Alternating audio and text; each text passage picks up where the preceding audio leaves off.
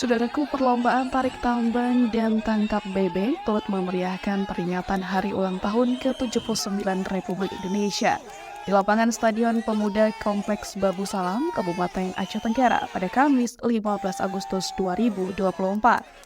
Dalam lomba tangkap bebek untuk peserta perempuan, acara dibuka langsung oleh PJ Ketua PKK Kabupaten Aceh Tenggara, Yulia Syakir, sementara untuk peserta laki-laki acara dimulai oleh PJ Bupati Aceh Tenggara Dr. Rande Syakir Messi. Lomba tangkap bebek bagi peserta perempuan berlangsung terlebih dahulu. Dalam waktu kurang dari 5 menit, lebih dari 10 ekor bebek yang dilepas berhasil ditangkap. Pada sayap beberapa bebek terdapat kupon, sedangkan bebek lainnya tidak memiliki kupon.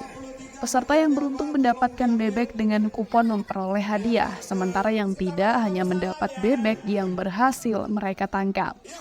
Door prize untuk peserta yang berhasil mendapatkan kupon diserahkan langsung oleh PJ Ketua PKK Aceh Tenggara Yulia Syakir, PJ Bupati Aceh Tenggara Dr. Syakir, serta pejabat lainnya.